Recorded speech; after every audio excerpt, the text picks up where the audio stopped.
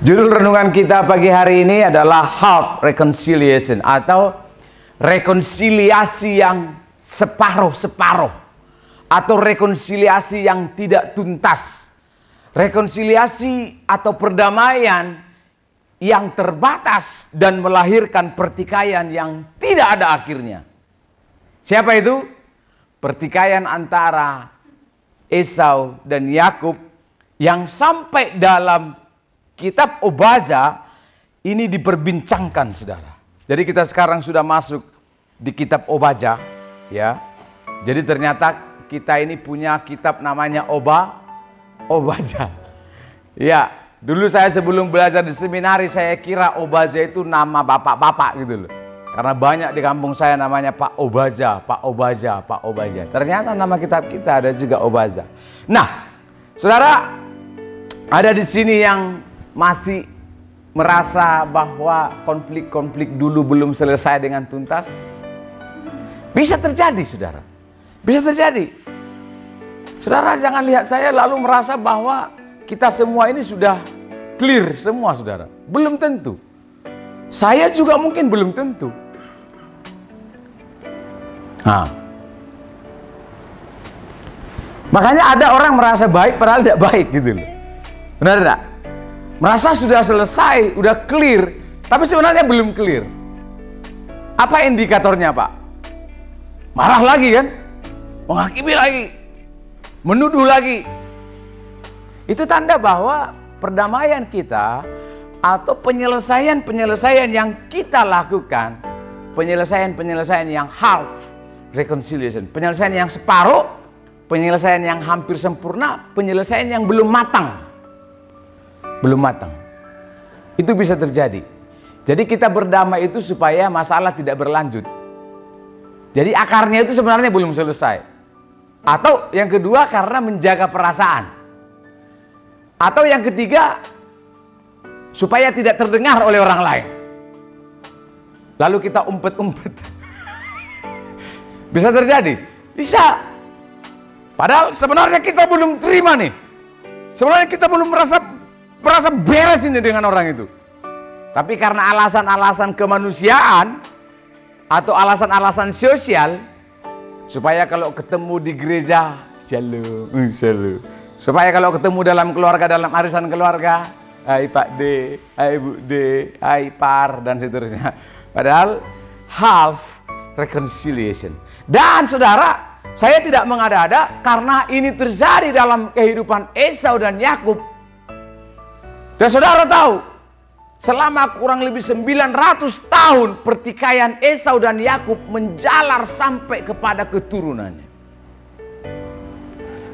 Ini terjadi. Itu sebabnya saya setuju dengan senior-senior saya yang mengatakan bahwa rantai kepahitan itu perlu diputus. Perlu apa? Diputus.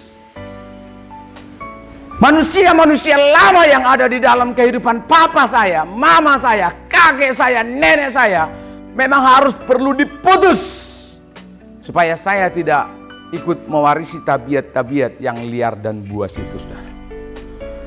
Sungguh kita harus ada pemutusan rantai-rantai. Makanya saya sebut kalau half reconciliation atau rekonsiliasi yang setengah-setengah menghadirkan pertikaian yang tidak berakhir. Tapi Bapak Ibu Saudara dan saya butuh perdamaian dari Yesus yang sempurna. Amin. The perfect reconciliation. Kita lihat Obadja. Nah, langsung diklik Obadja, saudara. Ini nubuatan berisi murka Allah atas Edom. Karena Edom itu merendahkan Yehuda, Edom itu bersaudara dengan Yehuda, Edom itu membantu Babel menghancurkan Yehuda, padahal Edom itu bagian dari Israel. Lalu mereka menjara Yehuda, lalu Edom itu menyombongkan diri. Ini bagian pertama. Obadja itu berapa pasal? 15, Pak? Satu pasal doang, Bu. Nah, itu kan. Mulai ada ujian ini ya.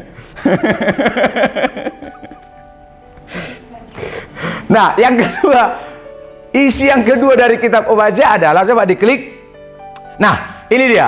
Isi dari kitab Obadja selain berisi nubuatan murka Allah kepada Edom, isi Obadja juga berhubungan atau berisi tentang pengharapan sebagian Yehuda yang percaya. Jadi saudara gini, Ternyata dari jutaan orang Yehuda Israel Selatan itu, saudara, ada sebagian orang yang percaya atas keselamatan yang dijanjikan oleh Tuhan. Dan ada sebagian orang yang tidak percaya. Nah, pengharapan-pengharapan inilah, saudara, yang disampaikan oleh Tuhan melalui Obadya kepada orang-orang yang percaya bahwa Tuhan sanggup memulihkan mereka. Di antara kita ada yang percaya bahwa ada masa depan yang penuh harapan. Tapi mungkin ada juga sebagian yang belum tidak percaya. Tapi masuk gereja. Oh iya, saudara. Ibu jangan lihat saya lalu curiga. Bener nggak ini, Pak? Bener. Kadang-kadang kita datang ke gereja tapi masih penuh dengan pertanyaan. Benar nggak? Ini bener nggak ini? Bener nggak ini? Bener nggak ini? Lalu WL bilang, ayo sembah Tuhan. Iya, haleluya. Bener nggak ini? Bener nggak ini? Bener nggak ini? Bisa terjadi, Bu. Bisa terjadi. Bisa terjadi. Amin. Maka apa yang kemarin saya katakan, kadang-kadang bahkan dalam penyembahan kita bisa berdosa, benar enggak? Haleluya, haleluya. Brengsek. Bisa terjadi. Ya. Nah, jadi pengharapan ini diberikan oleh Tuhan melalui Obadya kepada orang-orang yang percaya. Nah, ada dua hal saja yang akan kita pelajari, saudara-saudara. Yang pertama, mengapa atau apa akibatnya atau dampaknya atau mengapa ada rekonsiliasi yang tidak sempurna antara Esau dan Yakub. Kita lihat bukti yang pertama, ada kisah pertikaian yang diulang-ulang. Bersama-sama dengan saya katakan, kisah pertikaian yang diulang-ulang. 1, 2, 3, kisah pertikaian yang diulang-ulang. Kalau saudara lihat pertikaian antara Esau dan Yakub itu kan ada di Kejadian, benar enggak? Abraham tahun 2000 sebelum Masehi, Yusuf tahun 1700. Jadi berarti antara Esau dan Yakub sekitar tahun 1900 sebelum Masehi atau tahun 1980 Masehi. Sebelum Masehi. Jadi peristiwa Esau dan Yakub berantem itu, saudara, itu jauh sebelum zamannya Musa, jauh sebelum zamannya Saul dan Daud, jauh sebelum masa Yesaya, jauh sebelum masa Obadya. Obadya sekitar tahun 800 sebelum Masehi, lalu dia mencatat pertikaian yang terjadi di tahun 2000 sebelum Masehi. Berarti Obadya sedang mengulas lagi atau mengulang lagi kisah 1200 tahun yang lalu antara Esau dan Yakub yang melahirkan pertikaian. Coba dilihat, Pak, ya. Ini adalah keluarga dari Abraham. Coba diklik. Jadi Abraham punya Tera punya anak Abraham, Abraham punya anak Ishak yang sebelah kanan, saudara. Saya lupa bawa pointer.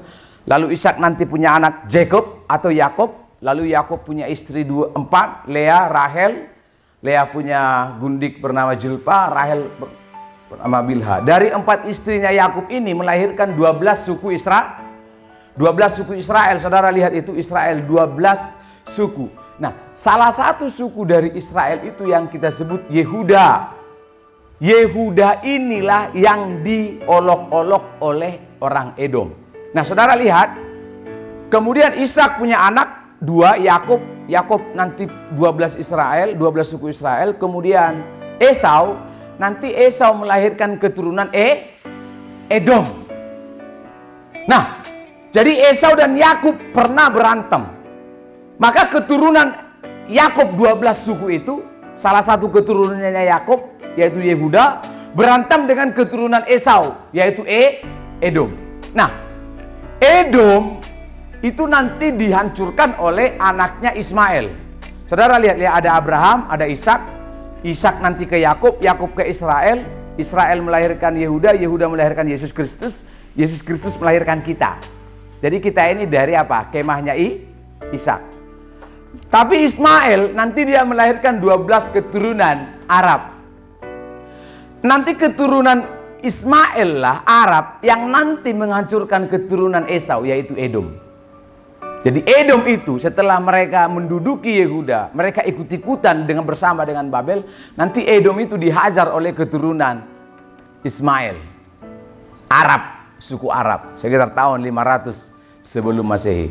Ya, makanya karena dari papanya, nenek moyangnya ada masalah, itu menular terus, saudara. Menular terus. Coba kita klik ya. Pertikaian ini terjadi dimulai dari kegegabahan Esau yang membuang hak kesulungannya. Coba diklik lagi. Pak, kalau di kita itu tidak ada namanya hak kesulungan, benar enggak? Kalau sulung ya udah, sulung sudah. Kalau anak pertengahan ya anak pertengahan. Emang emang ada apa?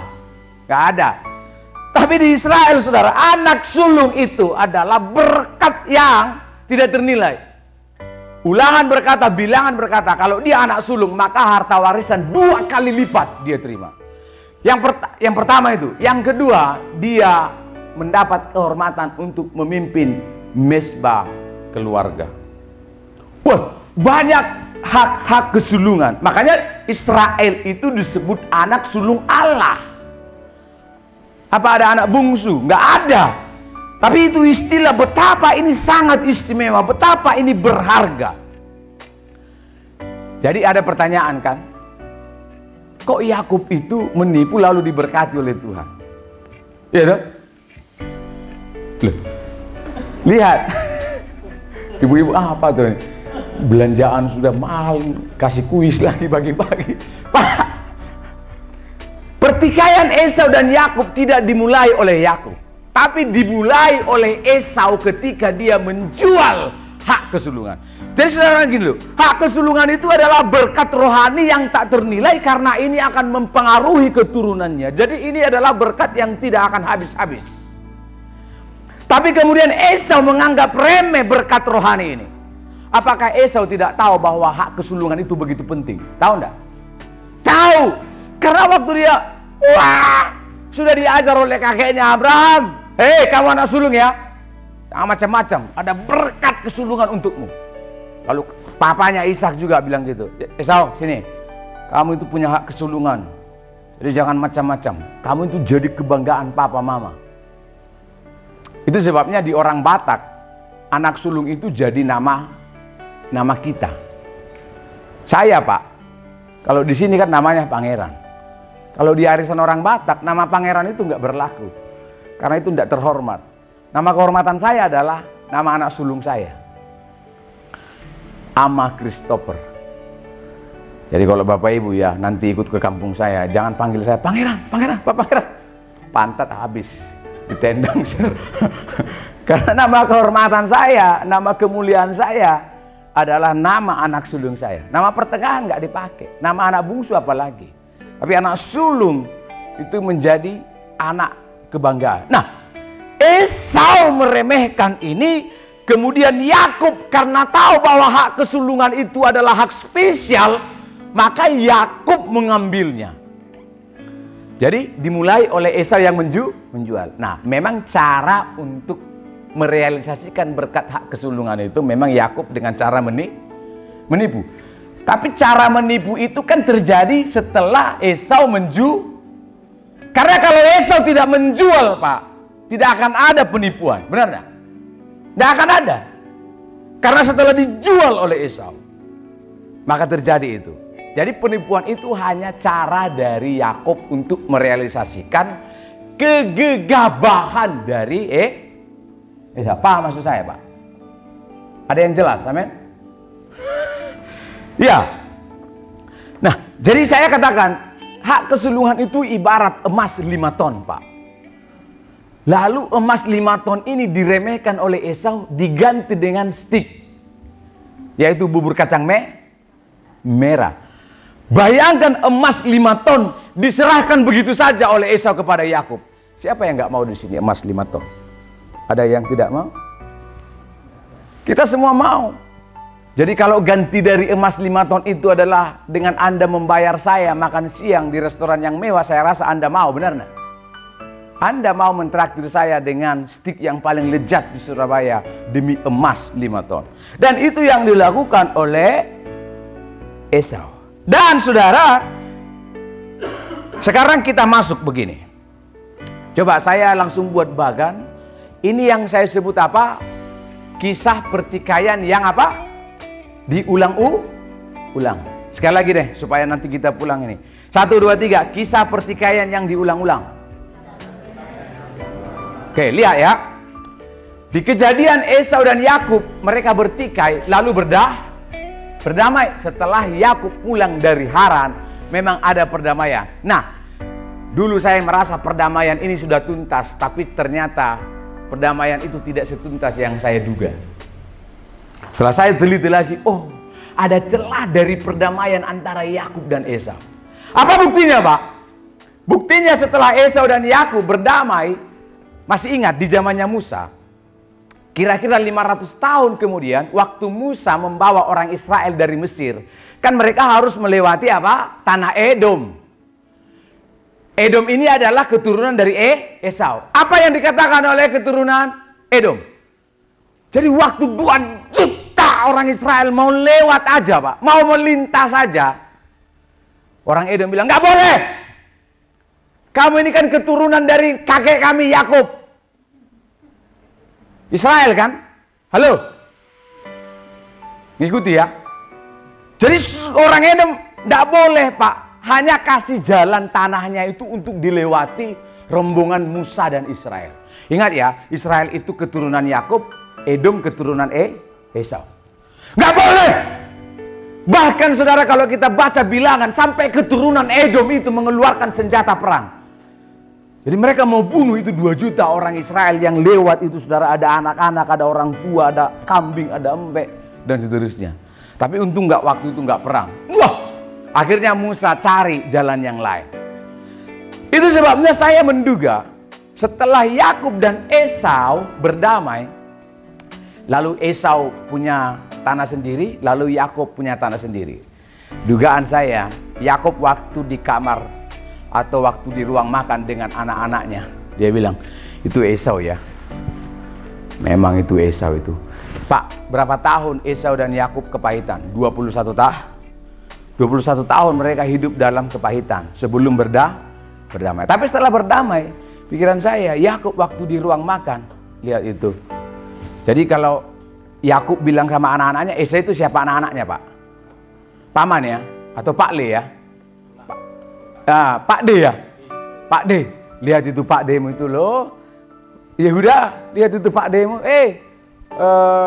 Benyamin, lihat itu Pak D-mu itu loh. Ngono, rek. Padahal dulu saya sudah sampai cium-cium kakinya, udah tak kasih itu harta-harta. Tapi lihat itu, kayak gayanya gitu dia itu, Pak D-mu itu. Pojok nanti kamu tiru-tiru kayak Pak D-mu itu ya. Kata Yakub kepada 12 anaknya. Edom di rumahnya juga gitu, dengan 12 keturunan Arab yang dihasilkan oleh Esau. Esau itu punya 12 keturunan juga. Nanti salah satunya adalah orang Arab yang menghancurkan nanti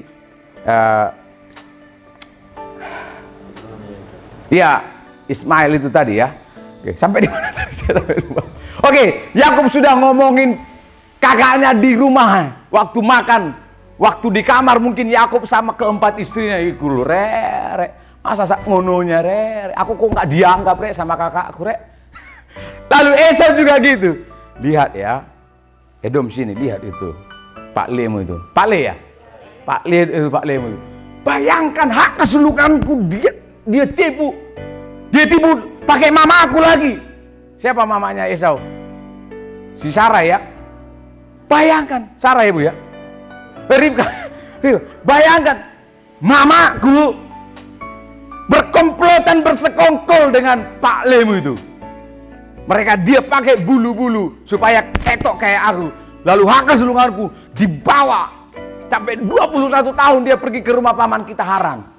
Dia sembunyi di sana. Waktu dia datang itu cuma cium kakiku, lalu dia berharap berdamai. Nggak sudi aku. Apalagi kalau Esau itu punya istri tambah dikompor-komporin. Ya itu betul itu. Hak keseluruhan ambil lagi. Jadi di ruang makan, waktu Esau bermain dengan anak-anaknya, waktu Esau di kamar dengan istrinya, belum ada rekonsiliasi yang clear. Sehingga keturunan Edom yang mendengar kisah pertikaian papanya Esau dan Yakub itu diulang-ulang antara 12 keturunan Esau. Ya dulu ada namanya Pak D kita itu Yakub penipu. Yang awalnya hak kesulungan itu dari papa kita Esau jadi pindah kepada Yakub. Awas kon ya. Awas, belum tahu kami ya. Yakub juga gitu dengan 12 anaknya. Itu sebabnya ketika keturunan Yakub hanya ingin melintas dari tanah Edom, di-cut oleh Edom. Bayangkan Pak, berarti rasa amarah, kepahitan, dendam, kekecewaan itu yang dialami oleh Esau selama 21 tahun itu menular ke keturunannya. Sensasi rasanya kepahitan itu Pak dirasakan kembali oleh 12 keturunan Esau. Itu sebabnya keturunan Esau, Yakub bertengkar lagi di zamannya Musa. Pak, zamannya Musa itu Pak sudah 800 tahun setelah Esau dan Yakub. Bayangkan bibit permusuhan itu begitu lama diulang-ulang. Nah setelah itu damai lagi Pak. Nah ini menarik. Setelah zamannya Musa itu antara Edom dan Israel itu damai lagi Pak. Sampai kapan? Sampai di pemerintahannya Saul dan Daud. Jadi zamannya Musa itu tahun 1500 sebelum Masehi. Zamannya Esau dan Yakub tahun 2000 sebelum Masehi. Zamannya Saul dan Daud tahun 1000 sebelum Masehi. Jadi 500 tahun setelah Musa berkelahi dengan Edom, terjadi lagi pertikaian. Kalau saudara lihat misalnya dalam satu raja-raja, dua raja-raja, Saul dan Daud itu menghabisi suku Edom. Daud kan dari suku Yehuda dia, iya kan? Iya kan? Dari Yakub. Edom dari Esau. Wah, banyak naskah yang mencatat bagaimana Daud itu menghabisi. Bahkan salah satu peristiwa mencatat Tuhan membiarkan Daud menghabisi keturunan Edom sebanyak 18.000 orang. Dibunuhnya aja sama dia. Sama Daud. Nah setelah itu Pak, setelah zamannya Daud, Edom itu dikuasai. Jadi Edom itu menjadi seperti negara boneka dari Yehuda. Ya memang gak enak ya. Karena pertikaian yang diulang-ulang. Setelah Edom dikuasai, kembali ke sini, Edom memberontak. Di zamannya siapa? Di zamannya Yoram. Edom memberontak dan akhirnya mereka menang. Lalu Edom menjadi negara yang merdeka. Bapak Ibu nggak kelihatan ya? Gak apa-apa. Lalu Edom merdeka. Kemudian setelah Edom merdeka, masih ada 1-2 kali Yehuda menyerang Edom di bawah pemerintahan Amazia dan Uzia II. 2 kali mereka mencoba berperang lagi antara Yehuda dan Edom, tapi Edom sangat kuat. Kenapa sangat kuat? Nanti kita lihat fotonya negerinya Edom itu betapa luar biasa. Karena Edom kuat saudara pada waktu itu. Setelah itu saudara, setelah Yehuda mencoba mengalahkan Edom dan Edom tidak kalah, Edom sekarang membantu Babel untuk menghancurkan Yehuda. Bu lihat ya Bu ya. Lihat. Jadi di tahun 597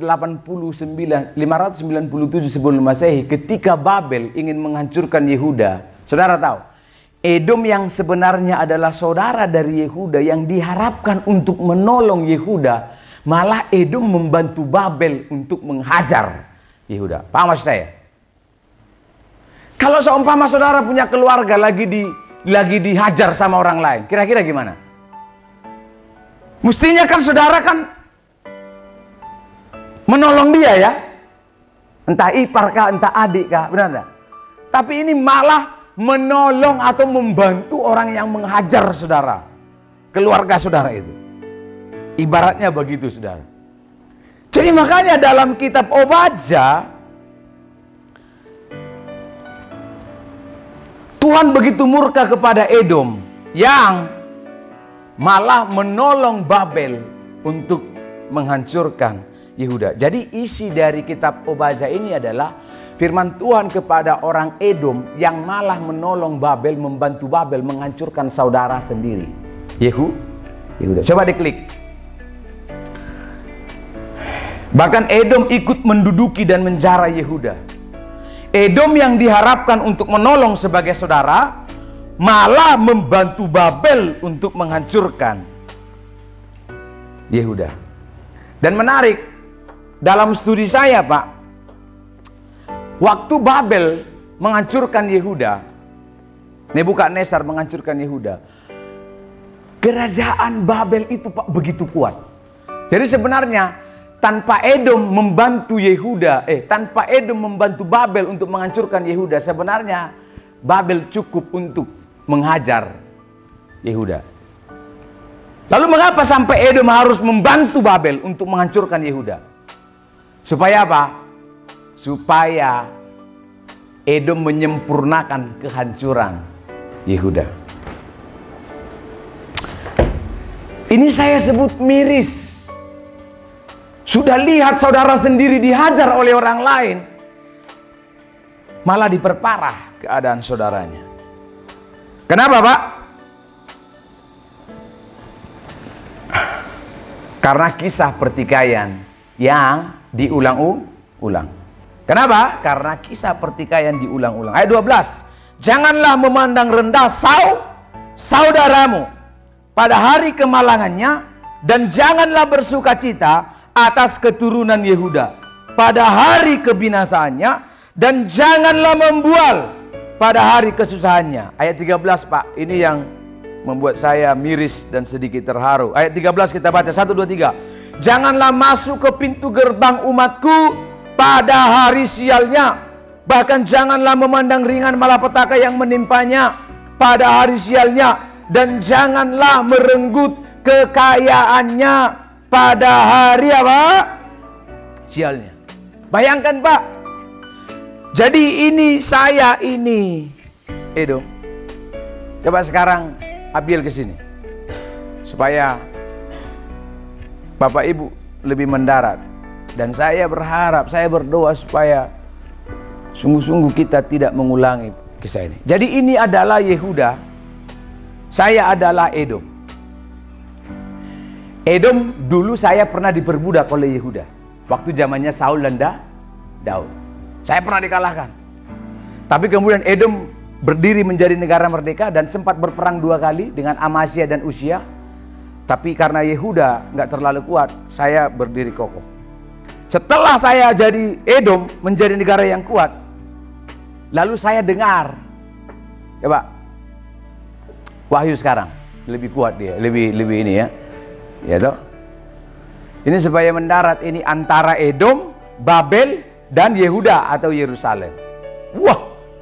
Ini saya Edom berdampingan dengan kakak saya, dengan saudara saya. Lalu ini adalah Babel. Ini adalah tentara Nebukadnezar yang kuat-kuat. Lalu mereka menghancurkan Yerusalem 3 kali. Waduh. Saudara lihat ya. Saya ini, kamu sebelah sini. Saya ini kan Edom. Lihat sih ya, lihat dia. Saya ini kan Edom ya. Saya kan saudaranya Abdiel. Ayat 11 sampai ayat 13 mencatat saya Edom ya. Lihat, saudara saya dihajar sama Babel. Waduh, mantap. Kurang kuat pukulnya. Jadi Edom yang adalah saudara dari Yehuda malah menolong. Pertama-tama Edom tertawa bersukacita melihat saudaranya dihajar oleh Babel. Tapi level yang kedua, saya yang seharusnya diharapkan oleh Tuhan membantu Yehuda, malah menolong dan membantu Babel yang sebenarnya sudah kuat. Jadi gini Pak, sebenarnya hanya Nebukadnezar yang menghajar Yerusalem cukup. Gak usah saya bantu dia, udah hancur itu Yerusalem. Lalu kemudian supaya sempurna kehancuran dari saudara saya bantulah tentara Nebukadnezar untuk menghancurkan dia. Pertama-tama saya hanya tertawa. Rasakno kamu ya. Coba lihat Pak. Rasakno kamu. Kamu nggak tahu nenek moyangmu dulu menipu kami. Nenek moyang dia kan ya? Yakub. Rasakno. Di zamannya nenek moyang kami, Yakub pernah menipu nenek moyang kami, Esau. Setelah itu, di zamannya nenek moyangmu Saul dan Daud, kami pernah diperbudak. Sekarang rasakno, kami sekarang sudah menjadi negara yang merdeka. Kami sekarang sudah berhasil. Saya sekarang sudah sukses. Saya sekarang sudah punya rumah sendiri. Saya sudah punya anak-anak yang baik. Sekarang tinggal kamu yang repot. Nah, lalu yang pertama bersukacita dulu Pak atas kekalahan saudaranya sendiri. Tapi yang kedua karena merasa tidak cukup penderitaannya, dibantulah Nebukadnezar atau Babel untuk mengalahkan dia. Jadi Edom itu ikut masuk ke Yerusalem memporak-porandakan Yehuda atau Yerusalem. Yerusalem itu adalah ibu kota Yehuda. Tidak hanya cukup mengalahkan dan membunuh saudara sendiri. Yang ketiga Pak, Edom dengan tega luar biasa ikut menjarah harta dari Yehuda. Bukan hanya mengolok-olok, bukan hanya membantu musuh mengalahkan, sampai menghabiskan seluruh harta benda yang ada di Yerusalem. Edom ikut, ya. Kita beri tepuk tangan yang tuan anak muda. Terima kasih ya. Pak, lihat Pak. Lihat Pak. Ini kekacauan yang terjadi karena half rekonsiliasi, karena rekonsiliasi yang tidak sempurna, yang tidak matang, yang separuh-separuh, yang tidak tuntas, perdamaian yang terbatas, perdamaian yang pura-pura, perdamaian yang menghasilkan kepahitan, kekecewaan, yang saya sebut kisah pertikaian yang diulang-ulang. Itu dari pihak Edom Pak. Dari pihak Yehuda mereka juga ikut-ikutan. Coba diklik. Yehuda itu ikut-ikutan membalas sikap dari Yehuda. Sikap dari Edom. Yehuda ikut panas, ikut menyerang, ikut membunuh, dan seterusnya, dan seterusnya. Pak, mengapa ini terjadi? Karena perdamaian yang kita buat adalah perdamaian yang setengah matang, Pak. Perdamaian yang tidak tuntas ke akarnya, perdamaian yang hanya ingin menjaga perasaan, perdamaian supaya konflik kita tidak diketahui oleh orang lain, akhirnya kita tutup-tutupi, dan seterusnya. Makanya saya bilang, Pak, kisah-kisah pertikaian dari nenek moyang kita tidak usah diulang-ulang lagi untuk anak-anak kita. Amin? Amin? Wow. Saya punya istri, saya punya papa mertua. Papa mertua saya dengan kakaknya dia nggak akur, Pak. Lalu kemudian papa mertua saya cerita itu ke anak-anaknya, yaitu ke istri saya dan adik-adiknya. Lalu kakaknya papa mertua saya juga cerita. Bertahun-tahun itu, Pak, nggak saling tegur sapa antara keturunan papa mertua saya dan keturunan kakaknya. Itu terjadi. Itu sangat terjadi. Sama juga dengan keluarga saya.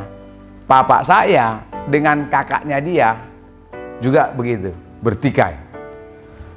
Lalu sama-sama cerita karena harta warisan. Bapak saya merasa bahwa harta warisan dari kakek saya diambil semua oleh abangnya dia atau kakaknya dia. Jadi dulu kami 6 orang anak papanya saya dengan sepupu-sepupu kami dari Pak D ya. Kalau kakaknya bapak apa? Pak D sempat nggak akur karena merasa apa? Harta warisan kakek kami diembat sendiri sama kalian, gundul. Tapi Pak, setelah kita belajar kebenaran, sudah putus. Kisah-kisah pertikaian jangan diulang-ulang lagi. Jadi akhirnya setelah itu, Pak, kita buat grup WA. Setelah ada WA, puji Tuhan, Pak. Jadi kita buat grup, lalu ada pemulihan di sana. Ya, sudahlah, harta warisan dulu ya sudah, digunakan aja untuk kebaikan. Ya. Tapi kita tidak usah lagi membahas masalah itu. Putus sudah. Jadi masalah dulu antara bapak saya dan abangnya udah putus. Kalau ada harta warisannya sudah, pakai sudah. Yang penting hidup damai dengan baik. Bayangkan Pak, kalau nanti anak saya cerita lagi. Lihat ya, kakek dari kakekmu itu. Makanya Pak, kesalahan anak kita, kisahnya jangan diulang-ulang. Oh, 3 hari lalu, kadang-kadang kan bisa terjadi banyak masalah, benar nggak? kadang-kadang istri kita silap, kadang-kadang suami kita lupa ngasih tahu, kadang-kadang ada miskomunikasi, kadang-kadang anak kita terlambat pulang, kadang-kadang 3 minggu yang lalu anak kita melakukan kesalahan. Kalau itu semua kesalahan itu kita ulang-ulang, 3 hari lalu kamu miskomunikasi, 5 hari lalu kamu lupa ini, seminggu yang lalu kamu salah ini. Waduh, repot Pak. Udahlah, pertikaian sudah. Masa lalu kita tidak bisa kita ubah. Kita hanya belajar dari masa lalu. Bu, kalau ada ibu mertuanya yang cerewet, udah, tidak apa-apa. Memang ibu mertua saya sudah begini, tidak apa-apa sudah. Tapi nanti kalau saya menjadi ibu mertua, saya tidak seperti ibu mertua saya yang cerewet itu. Amin? Iya. Anda punya kakak ipar yang mungkin tidak ideal bagi saudara, udah. Memang kakak ipar saya ini sudah begini, tidak apa-apa. Tapi nanti kalau saya menjadi kakak ipar, saya tidak mau jadi kakak ipar yang seperti dia cerewet. Halo? Iya. Udah deh, udah. Itu semuanya nggak bisa kita ubah itu. Semua kesalahan istri kita, suami kita, anak kita, kegagalan nenek moyang kita, keterbatasan orang tua kita. Stop. Maka anak muda dengar. Kadang-kadang kita hidup dalam keterbatasan masa lampau. Kok saya dilahirkan dari keluarga gini ya? Bener gak? Kok saya gini ya papa saya ya? Bekerja. Kok ibu saya gini ya? Stop. Udah, gak apa-apa. Memang sudah begini, tapi nanti saya mau lebih baik lagi dari masa lalu dari papa saya. Benar? Iya. Gak usah itu diulang-ulang. Ini karena papa ini dulu waktu SMA itu nakal. Makanya masa depan kita tidak ada harapan. Coba kalau papa punya harta warisan kayak teman saya itu loh. Harta warisannya ada tanah 5 hektar, ada bangunan 5 buah, ada mobil mewah 4. Kan enak saya jadi anak muda.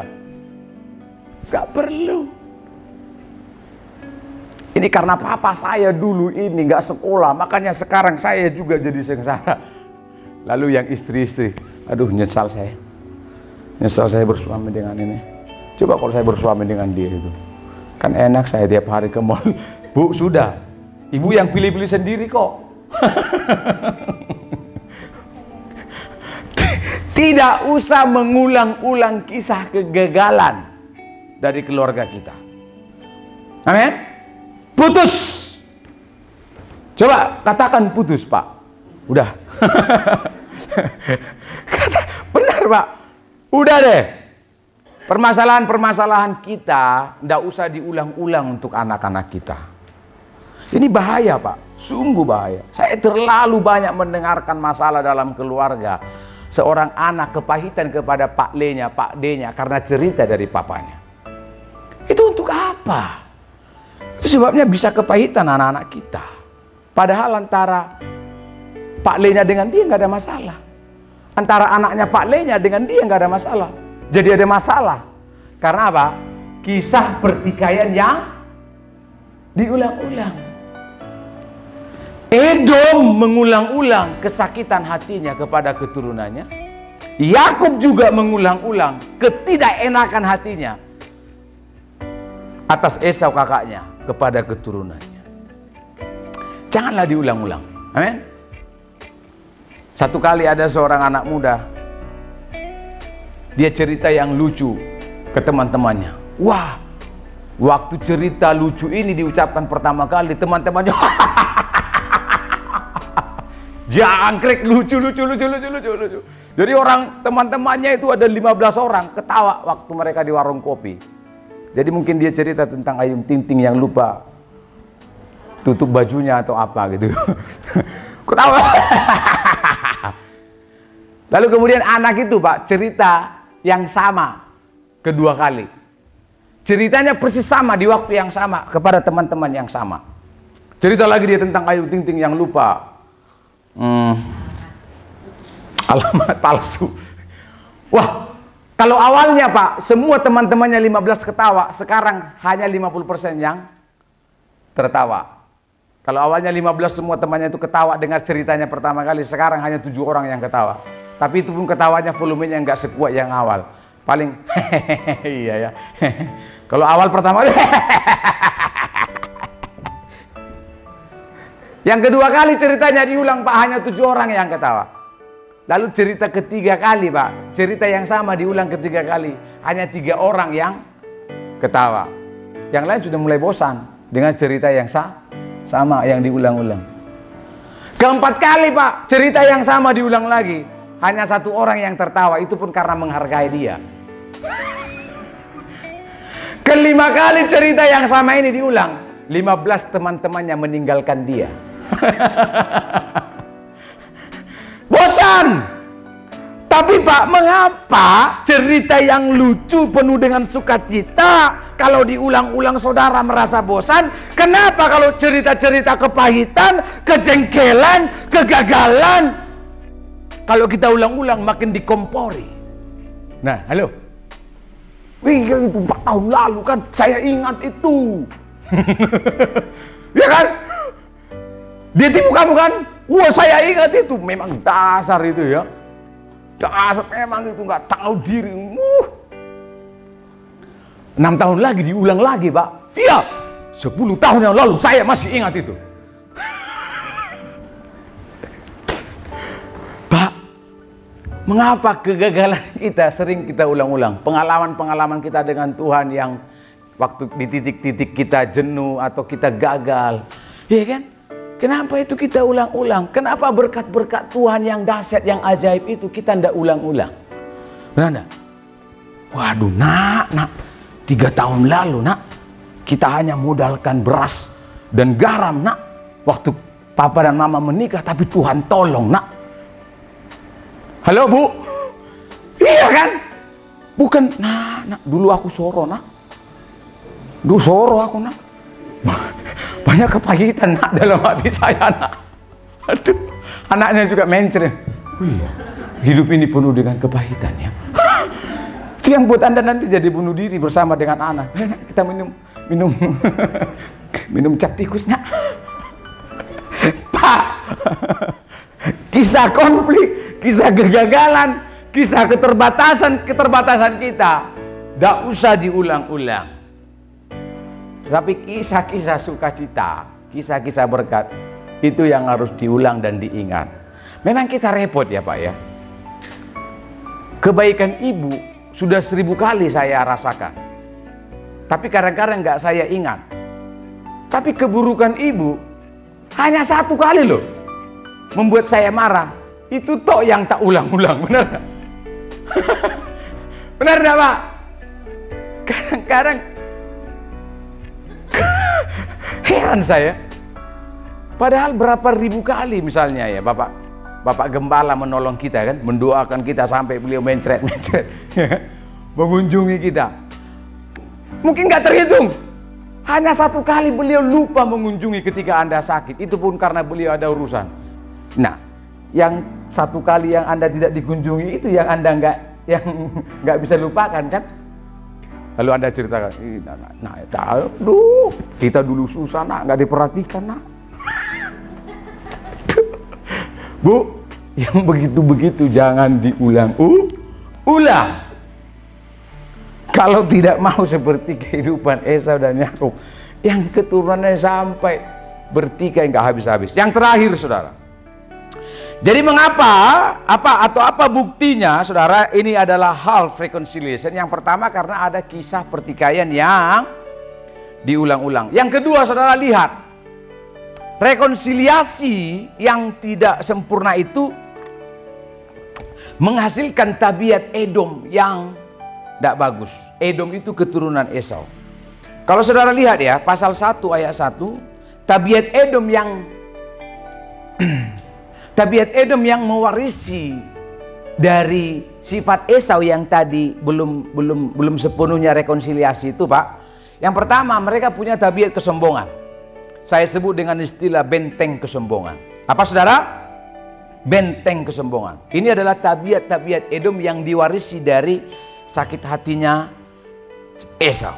Pasal 1 ayat 1 sampai 4 saya langsung bacakan ayat 2. Sesungguhnya aku membuat engkau kecil di antara bangsa-bangsa. Ini adalah nubuat kepada orang Edom. engkau dihinakan sangat. Ayat 3, ada istilah keangkuhan apa? Hatimu, kesombongan hatimu, kecongkakan hatimu Edom telah memperdayakan engkau. Ya, engkau yang tinggal di liang-liang batu. Jadi ada alasan mengapa orang Edom itu sangat sombong, saudara.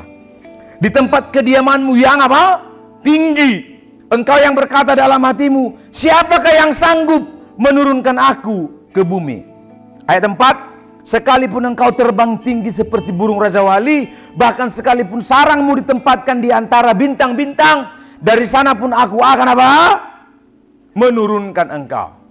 Coba lihat, Edom itu artinya merah, Pak. Kenapa disebut merah Edom itu? Karena mereka tinggal di tanah-tanah liat yang merah itu loh, Pak. Pernah ya? Saya waktu ke Malaysia itu lihat itu ada bukit-bukit merah namanya, Pak. Bukit merah di Malaysia itu, dan itu sangat kokoh memang. Ya, seperti apa namanya? Tembok yang sangat kuat. Padahal itu tanah liat, merah. Nah, saya bayangkan itu, saudara. Nah, memang Edom itu berada dalam posisi yang strategis karena mereka tembok-temboknya itu tinggi, Pak. Maka Edom itu disebut Hor atau disebut Seir dari keturunan Esau, ya. Dari sisi geografis, saudara bisa lihat ya. Coba diklik sekali lagi. Dari sisi geografis, Edom terletak di sebelah timur sungai Yordan dan lokasinya berbatasan dengan perbatasan Moab di Teluk Akaba. Moab itu nanti dari keturunan Lot. Jadi, Pak, memang sangat tinggi. Kalau saya belajar, Pak, tembok atau lokasi-lokasi yang didiami oleh bangsa Edom itu saking tingginya itu bisa mencapai 1.500 kaki. Coba diklik. 1.500 kaki. Kalau saya hitung 1.500 kaki itu bisa sampai 550 meter tinggi dari temboknya itu. Kokoh. Itu sebabnya ayat 3 dikatakan keangkuhan hatimu telah memperdayakan engkau. Karena tembok itu engkau jadikan sebagai ilah. Sehingga lama-lama engkau tidak lagi membutuhkan aku. Ya, engkau yang tinggal di liang-liang batu yang memang kokoh, di tempat kediamanmu yang memang tinggi. Memang siapa yang sanggup menurunkan engkau dari tempat yang tinggi itu? Kalau saudara lihat ya, gambar sepintas ini, Pak. Jadi, saya lupa bawa pointer. Jadi ini seperti tembok-tembok yang mereka bangun. Jadi memang sangat kuat. Coba gambar yang kedua. Salah satu peninggalan Edom, kalau Bapak Ibu pergi ke Israel, saya belum pergi ke Israel. Tapi ada rencana September, kalau Bapak Ibu ada yang mau ikut, nanti saya kirim selebarannya. Hanya $2.150. Ya, bisalah. Ya. Nah, ini Petra ini, Pak, peninggalan dari suku Edom. Jadi, kalau kita lihat memang, wah, akan susah musuh, apalagi kalau mereka di tempat yang tinggi.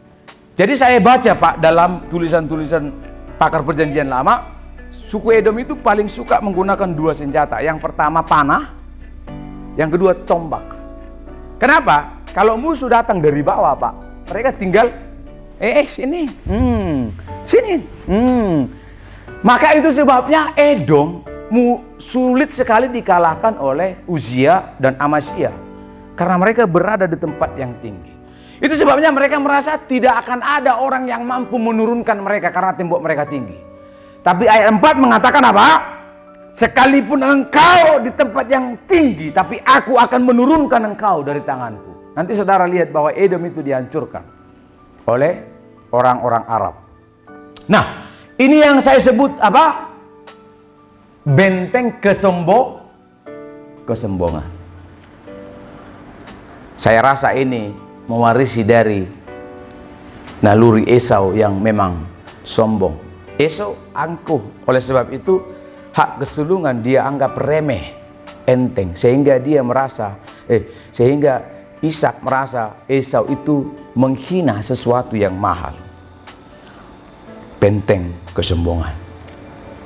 Bapak Ibu, itu sebabnya kadang-kadang Tuhan tidak memberikan kita lebih-lebih. Benar. Saya setelah belajar, iya ya. Kalau saya sampai berlebihan, mungkin saya tidak akan perlu Tuhan. Apa terjadi? Terjadi. Bapak sekarang, Pak, kalau Bapak belajar, Pak, di Eropa itu, Pak, Jerman, Belanda, Inggris, Amerika, sudah lebih mudah menemukan Kristen ateis daripada Kristen seperti kita yang masih percaya kuasa Tuhan. Kenapa, Pak? Karena mereka sudah settle, Pak, udah makmur, udah prosper. Asuransi sudah menjamin, kan? Iya. Di Malaysia saja, Pak, asuransinya sudah bagus. Jadi orang mau hari tua, tidak perlu mikir apa-apa. Karena sudah asuransi sudah, kesehatan dijamin sudah, hari tua dijamin sudah, udah. Lalu ngapain kita ke gereja lagi? Kan gitu sekarang. Nah, kenyamanan itu, Pak, memang membuat kita sombong. Itu sebabnya kita bersyukur kalau kita belum berlebihan sekarang. Karena kondisi berlebihan itu membuat kita tidak butuh Tuhan. Sebabnya Edom merasa tanpa Tuhan mereka bisa kokoh. Nah, yang kedua, dosa mereka ini bersekongkol, ya. Bersekongkol. Membiarkan kekayaan Yehuda dirampas dan seterusnya. Yang ketiga, saudara, yang ketiga langsung, mereka sangat keras orangnya. Jadi Edom itu, Pak, sangat keras dan hatinya sangat keras. Susah lembut. Ada di sini yang keras? Orang Batak itu salah satu, Pak. Keras sekali. Dibilang itu susah. Makanya apa Tuhan bilang? Belajar kepada aku karena aku lemah lembut. Lemah lembut di situ bukan jalannya yang lemah gemulai, tapi hatinya itu praus. Dalam bahasa Yunani, praus itu hatinya itu mudah untuk jinak. Hatinya itu mudah untuk taat. Tapi Edom mereka sangat keras, ya. Salah satu keturunan Edom yang jahat siapa, Pak, dalam perjanjian baru? Coba diklik. Herodes. Nggak ada di situ, ya. Herodes. Jadi kita bisa membayangkan Herodes yang tega membunuh anak-anak berusia 2 tahun ke bawah. Salah satu keturunan dari Edom itu Herodes. Jadi kita sekarang bisa membayangkan, oh iya ya, Edom ini sangat kasar. Nah, tapi yang keempat, saudara, lihat. Mereka berakhir dengan hancur. Coba kita baca ayat 10, ya. Ayat 10. Ayat 10. 1, 2, 3. Karena kekerasan terhadap saudaramu, apa? Yakub, yaitu Yehuda, maka celah akan apa? Meliputi engkau, dan engkau akan apa?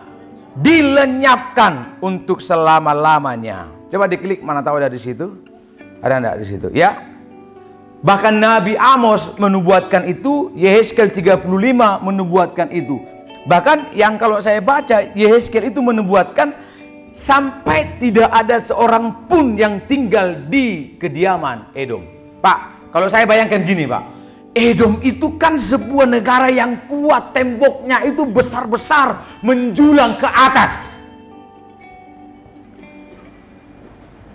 Orang senang tinggal di situ awalnya karena itu tempat yang aman.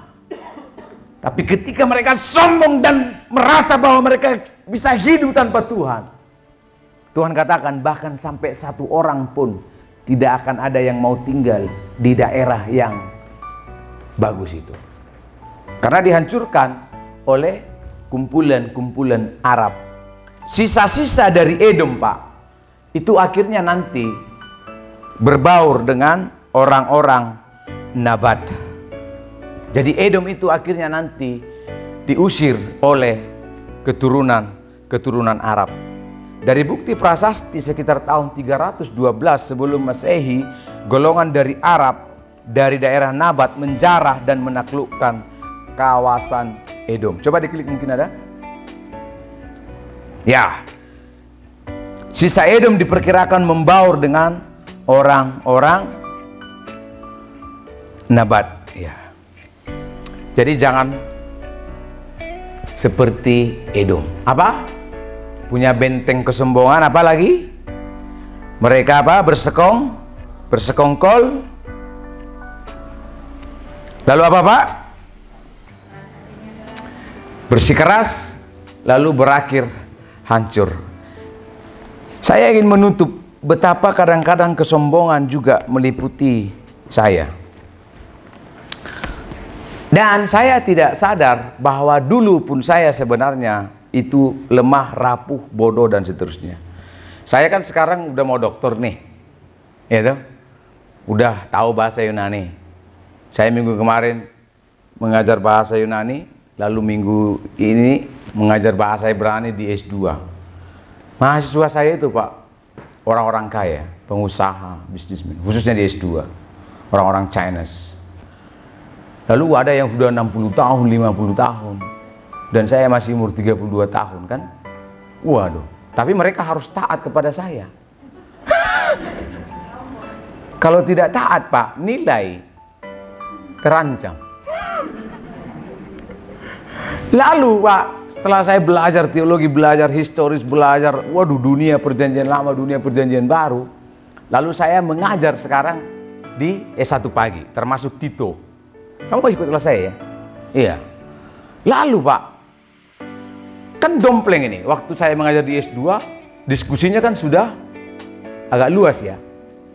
Lalu masuklah ke tingkat semester 1, yang baru lulus SMA ini lah, Ijo Royo-Royo ini. Masih polosan kan? Cerita ini, di gini aja. Apalagi yang dari daerah-daerah, khususnya dari daerah saya sana kan. Kan mereka kan bahasa Indonesia aja nggak lulus Pak. Jadi saya ngajar gini. Bro, kamu ngerti enggak? Ngerti Pak, ngerti. Beneran? Oh enggak Pak. Waduh. Jadi kadang-kadang ada timbul dalam hati saya, kok cek nemen ya? Tahu maksudnya? Kok nemen gitu loh? Kok nggak kayak saya pintar gini gitu? Nah, tapi Pak, lalu ketika saya belajar firman, makanya firman Tuhan itu pasti mengingatkan kita, menegur kita. Lalu saya mulai belajar firman Tuhan, seperti Obadya misalnya, kesombongan ya, tentang kesombongan ya, keangkuhan ya.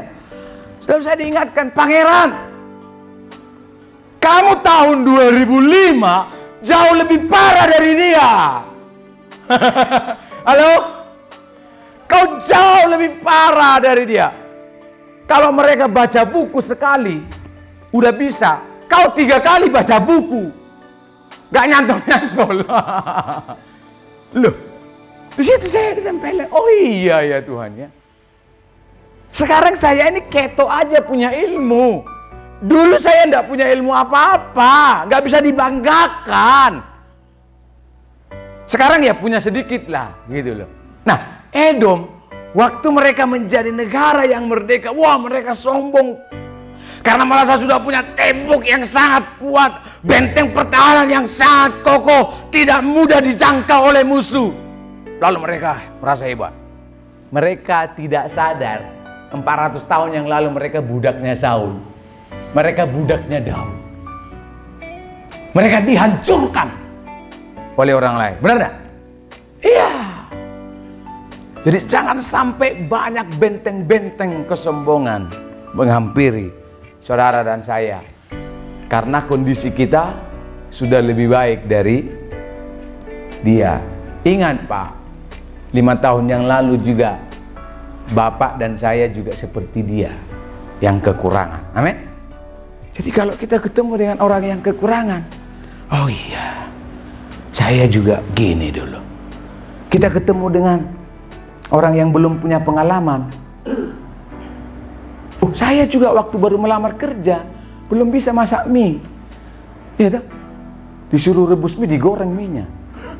Jadi ketika Anda ketemu dengan staf baru yang belum tahu, loh, ingat, Bapak juga pernah kayak dia. Jangan langsung, dasar lah. Pergi sana. Bu, Anda sebagai senior ingat bahwa Anda pernah jadi junior. Amin. Kita yang sudah punya pengalaman banyak, jangan sampai ke anak-anak kita, bodoh amat kau ya. Itu aja kau nggak tahu. 5 kali 5 aja nggak tahu. Loh, ibu juga apa dulu tahu 5 kali 5? Waktu umur 2 tahun. Hati-hati. Jangan sampai kita membangun apa? Benteng kesombongan. Saya undang pemain musik maju ke depan. Jadi Bu, mari Mari kita punya rekonsiliasi yang baik. Itu sebabnya pagi ini saya tawarkan kepada Bapak Ibu dan saya, jangan lagi menggunakan rekonsiliasi versinya Esau dan Yakub. Amin. Gunakan rekonsiliasi dari Yesus.